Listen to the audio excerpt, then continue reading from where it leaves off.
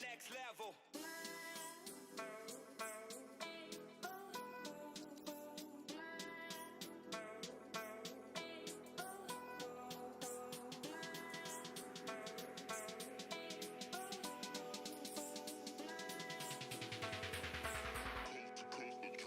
Next level.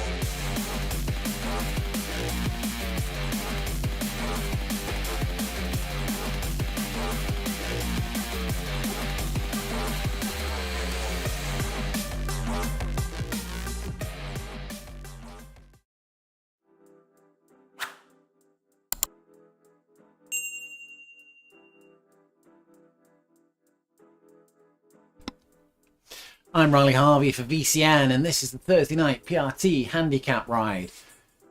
We're just shortly going to get underway. It's a very flat course tonight. We're on the Tempelhof circuit. It is in the apron of what was the world's largest commercial airport. Incredibly flat. I think there's only perhaps 50 centimeters of elevation in an entire lap. And we're going to be getting underway shortly. 1 kilometer a lap, so I think this is going to be around about 17 kilometers. We've got a few of the regular riders in. We've got some bots in there tonight, and we're about to shoot off. Frantic starting to the race as usual.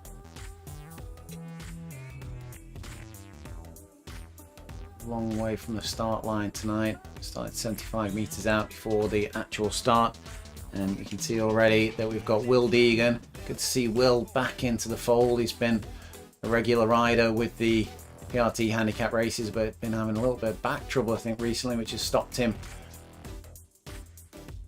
in racing. And then behind him, Joe Shepherd, Mike Wareham, Moonrider, Aim Archie there. Grim Tana, I think that's a new name to us. Van der Pike.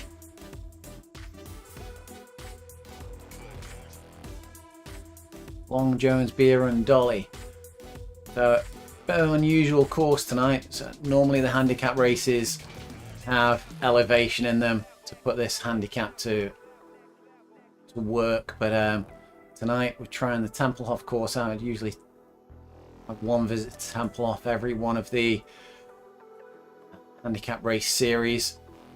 The braking in and out of the auto braking in and out of the corners does create somewhat of a handicapping effect. The lighter riders are able to get back up to speed faster than the heavier riders, and obviously we've now got CDA recently introduced with the RGT. Nice, so they've changed the dynamics somewhat of this course. So if you're not ridden Tempelhof in a while, it might well be worth getting back on Tempelhof and giving yourself a trial on the course.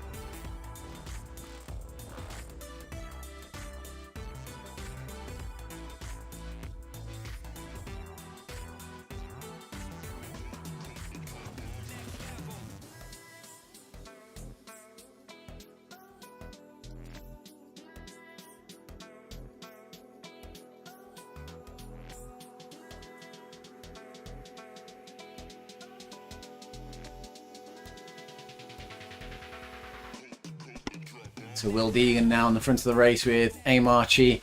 We can see there Van der Pike, Joe Shepherd, Mike Wareham grouped together. And another rider there of Long. From Tana, possibly from the same group, all wearing the same kit here. Van der Pike goes on the outside. Will Deegan matching him.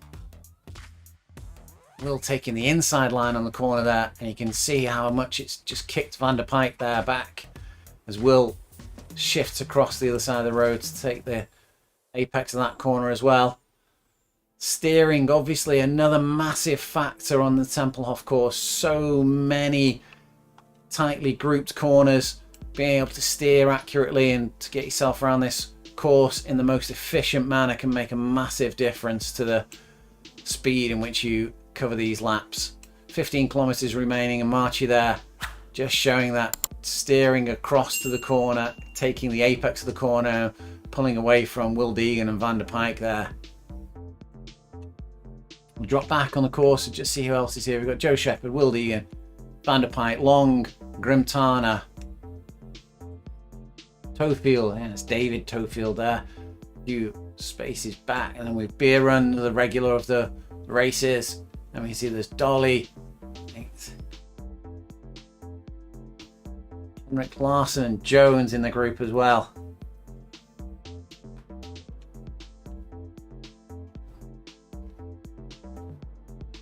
And we've O'Grady, a few places back.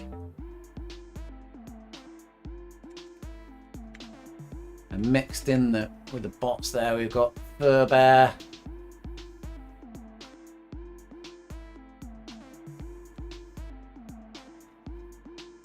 Rowe.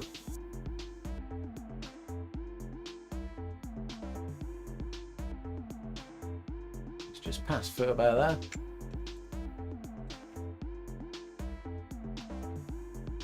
And Leader.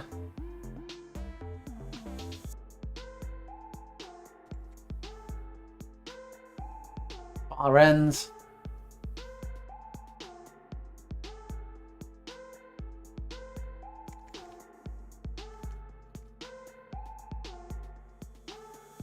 And Skudlarek there. Moon Riders. And support Mike Warren, but Skudlarek usually a little bit more in the mix. I don't know whether they've had a little bit of an issue from the start line there. Only expect them to be a slightly higher place than they are at the moment. We're going to jump back up to the front, see how things are shaping up there as Van der Pijk is off. Search of a gap. Marchie and Wareham, Joe Shepherd, and then Will Deegan making the most of the draft there.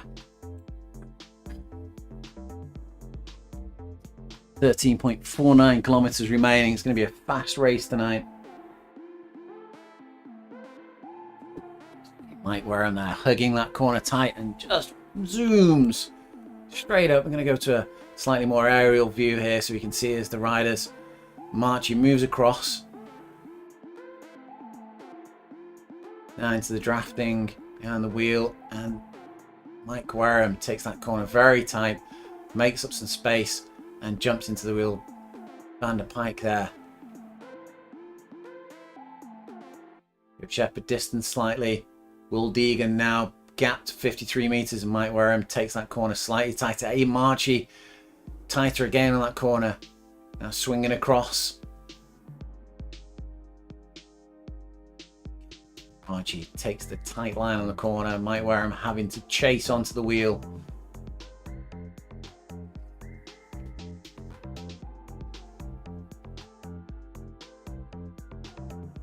Van der Pijk, Joe Shepherd there having to make big accelerations, and Joe Shepherd going long on this corner,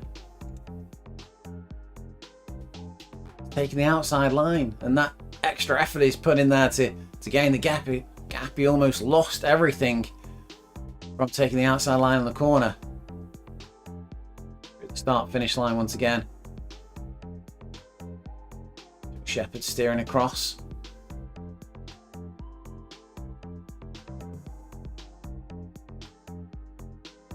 Wide apex is that corner.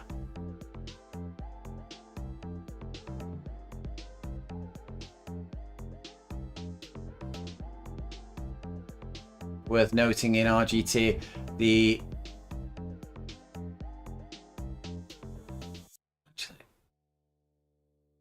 need to check on that. So I was just going to say, I'm not sure whether the auto braking is affected by the steering. So the steering is, if in essence, it's lanes that you choose within the course. It's not true steering as such. You're switching from lane to lane. And the lanes have slightly shorter circuits going through, but I'm not sure whether they're choosing the tight lane, so to speak, the lane closest to the corner, and rolling through in that lane from start to finish, whether that incurs more auto braking than say starting in the outside lane and moving to the inside lane and then back out again, so lengthening the curve, if you will. I'm not sure whether RGT takes that into account. I don't know if anybody out there in internet land knows the answer to that and can elaborate and explain it further.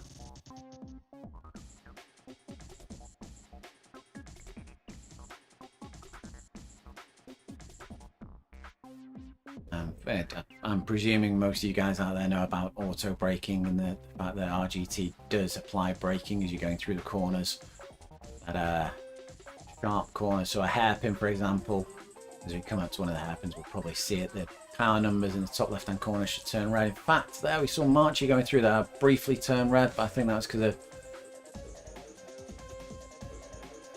getting into the back of somebody else's bike more than the auto braking.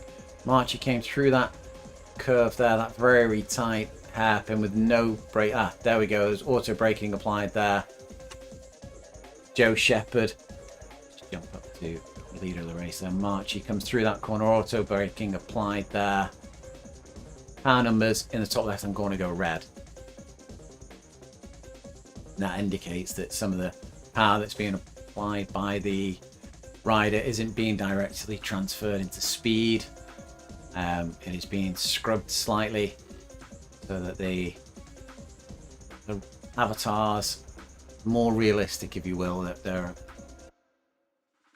finding more realistic idea of what the speeds would be if you were going through a corner of that sharpness. Bev Usher tonight. Bev came back last week. Joined in tonight as Marchie goes through that bend.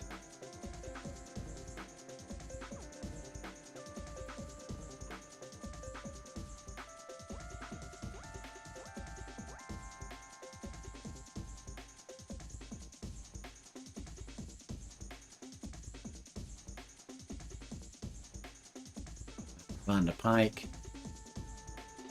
breaks free with Mike Wareham there, gapping Joe Shepherd, pushing on as Marchie's taken a little bit of a poor line through a couple of the corners there, and it's really showed with the gap opening up for Van der Pike and Mike Wareham there at the front.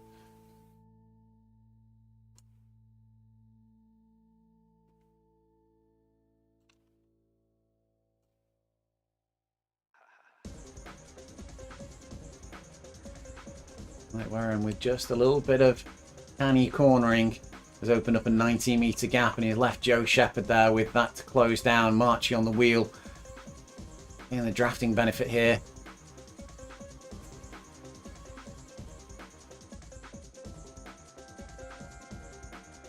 Reel back in Mike Wareham, Van der Pike, Joe Shepherd doing the lion's share of the work there, bringing Marchie back up to the group. Marchie just sitting in at the moment.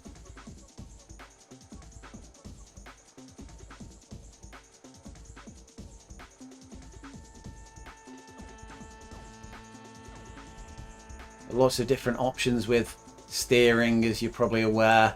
You can use the Wahoo steer device, which uses the accelerometer, so you can rock your phone left and right to activate the steering. You can use the buttons of A and D on the keyboard to activate the steering, and you can also use touch screen. Some people preferring to use actual buttons give more of a feedback on when you've touched them than using the touch screen or using the rocking motion of the phone.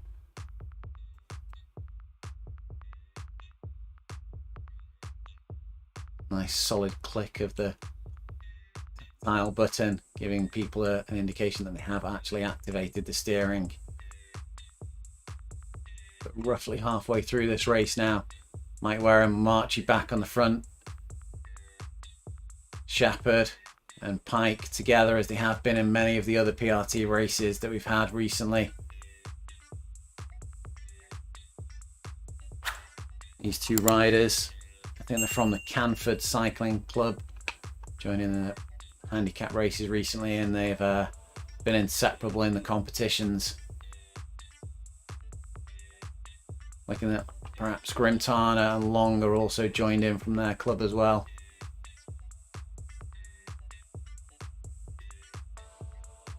Seeing Marchie there. Mike Wareham leading the front of the group, but he's not offering much draft to the riders behind.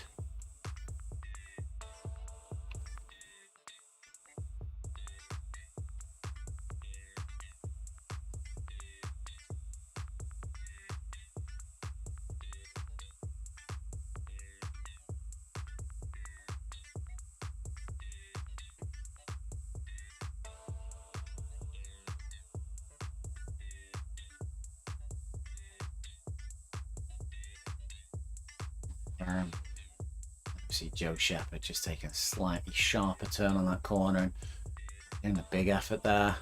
Opening a small gap on Mike, but he's wise to it. He's applying some power now. Back to the wheel of Joe Shepherd.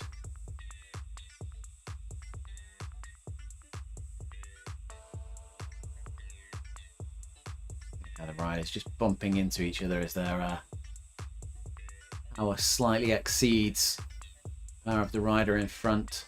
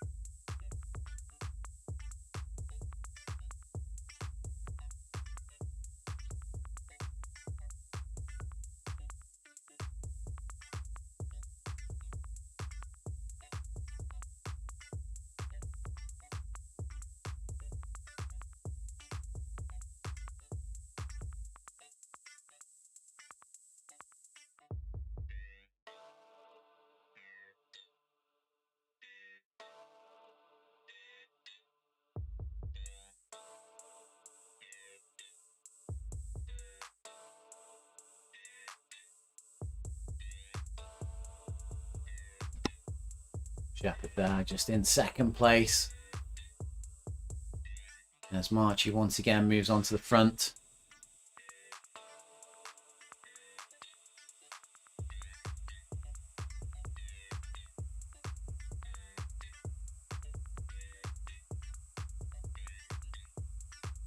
Mike Wareham on steady in third. This tight group of four been racing for some time now, coming through a lot of back markers as you often do in Tempelhof.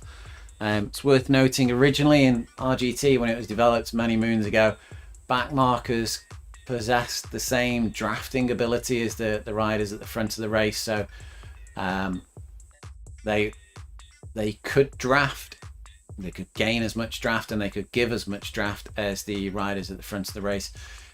That posed a little bit of a tactical issue. What was happening was that riders from teams were potentially dropping back and offering a wheel to their team leader on a different lap. They were perhaps help pull the team leader for a few hundred meters, then drop back again on the next lap, pull them again. It's an interesting tactic. It's very difficult to police in the virtual world. In the real world, you'll get a rider pulled out of the race. If that sort of thing was happening, they'd be physically removed. So what they decided to do in RGT was they would alter the drafting benefit. So if you're not on the same lap as the other riders, you can't give as much draft and you can't receive as much draft. I'm not sure how much it's been reduced by, but it is a significant amount. You do find it if you're on lap 2 of 3 and the other riders are on lap 5 of... No, that doesn't work out. If you're on a differing lap, a lap or 2 behind the riders that you're trying to draft, you don't get as much benefit at all. You can notice it quite significantly. We see Shepherd and Marchie there just slightly in front.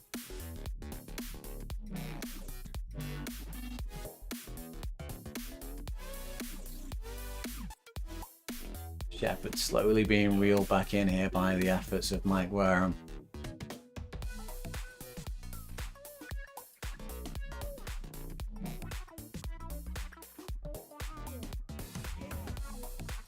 We are live on a number of mediums tonight. We're on Twitch, Twitter, Facebook, YouTube. If you're out there and you're interested in any information about the RGT platform or what you're seeing in front of you on the screen, anything about the different things that are happening with the platform, then just give us a shout. We're happy to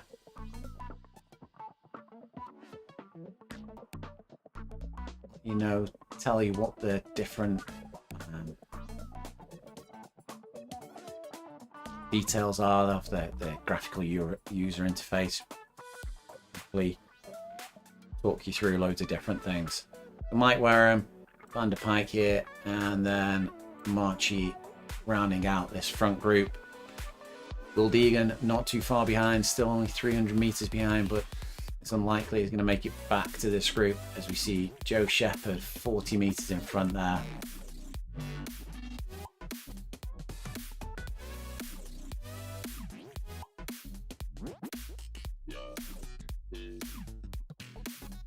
That marker in between Mike Wareham there is the first rider of that lead group.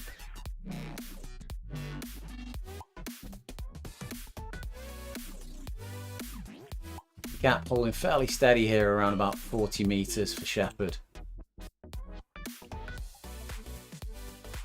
It only takes a little bit of poor cornering for all that to change.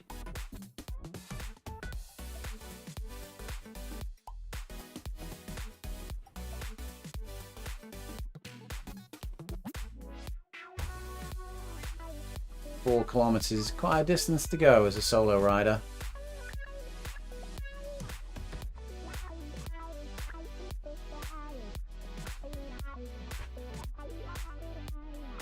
Again, it's a handicapped race, so the stronger, more elite riders carry a weight penalty. They carry extra weight in the race, slow them down slightly, and the less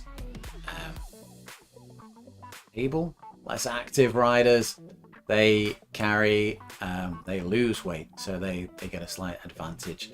So it was a little bit less significant on courses like Tempelhof, but now that the CDA has been instigated by RGT and the avatar's size changes as you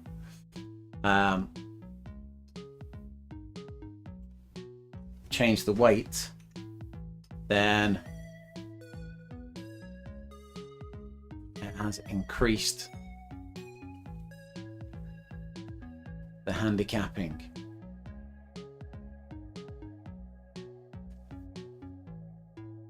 Bit of first person view here as we go around the course. This is how it'd be for riders running around in real life.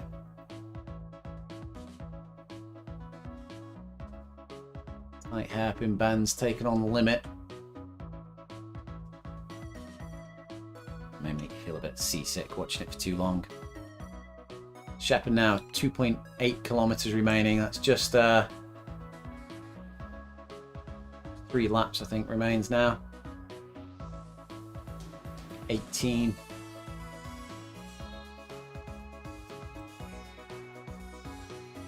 May see some Hail Mary runs here from the chasing riders. We've got 60 meters remaining. Shepherd's now just tempoing it out. 230, 66. Of course, a little bit of tactics perhaps at play here as Van der Pike on the same team as Shepherd.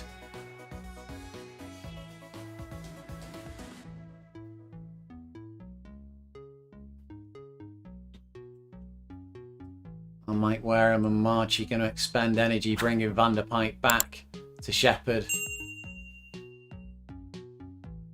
to hand the win to Van der Pijck.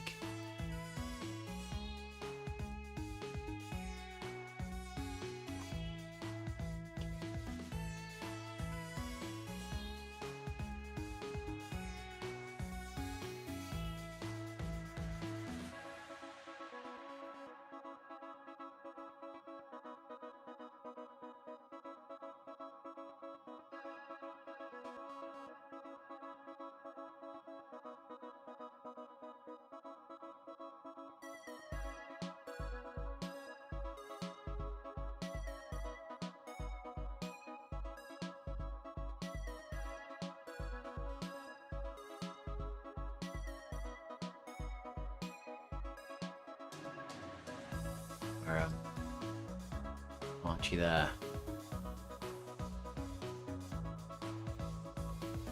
Gap come down slightly to Shepherd, down to 46 metres now. It's holding steadily about 60 earlier.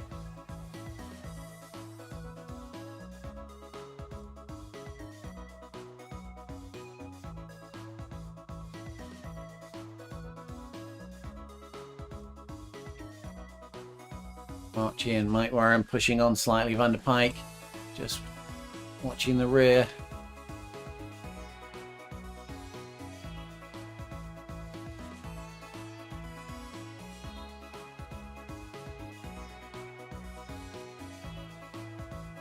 Coming up on the last lap. Shepherd now, numbers go red. See an all-out effort from Shepherd here on this last lap. 9 watts per kilogram he just touched there, going through that hairpin.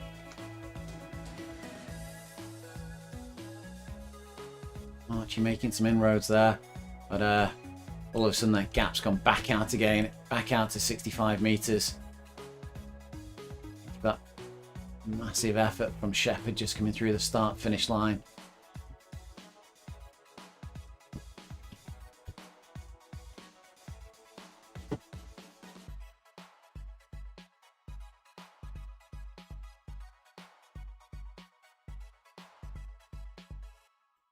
But now only 730 metres to hold on for.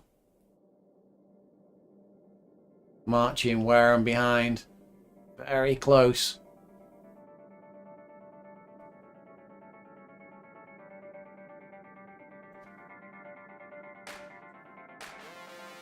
Shepherd being held up slightly there by Dolly perhaps.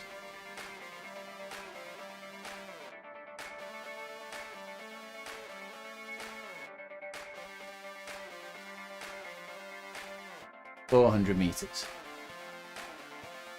Marchie and Wareham back within 40 metres.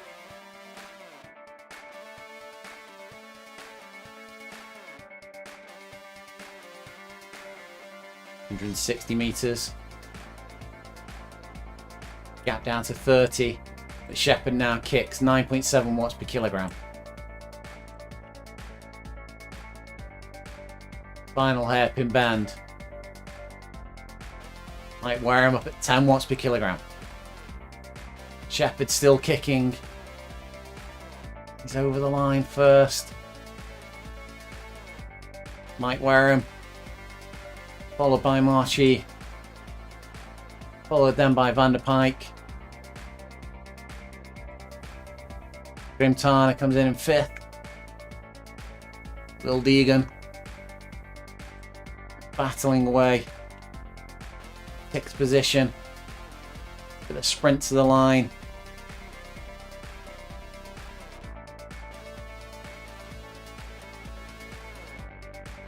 Far ends, the Ahrens only 30 metres behind Deegan here. Larson 21st there, we're just seeing as another back markers, and Deegan comes through. Then Ahrens very close between those riders. Then Rowe.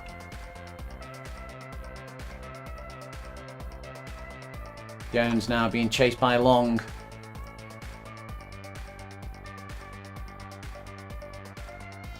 Long coming past Jones at the last moment there.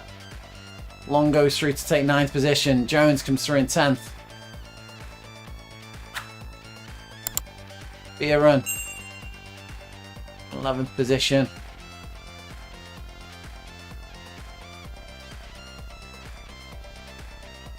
With Dolly, 12th position, 100 meters left to go. Big sprint now.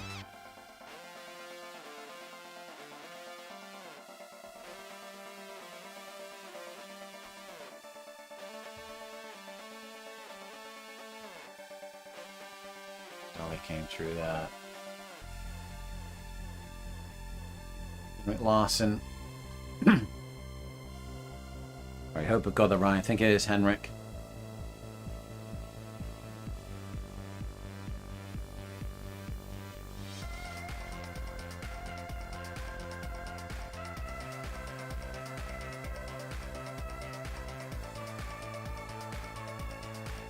Now with 150 meters remaining.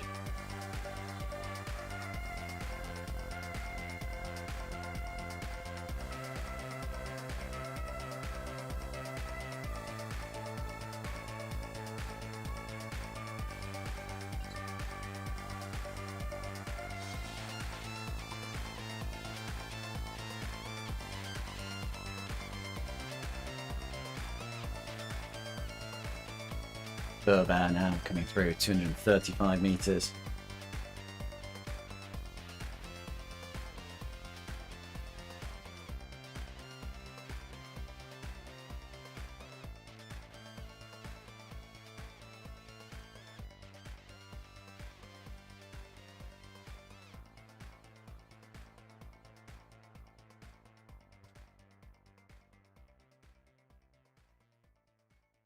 Burbear comes through to finish 30 minutes, 52 seconds.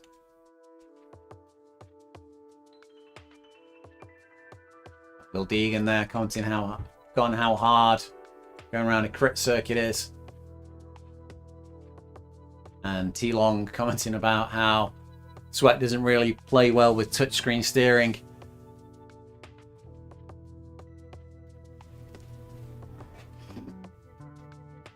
They commented earlier, a number of riders have ended up getting themselves those little media keypads so they can attach them to the handlebars and use steering in that manner. Much more positive clicks, easier to use as well in some ways.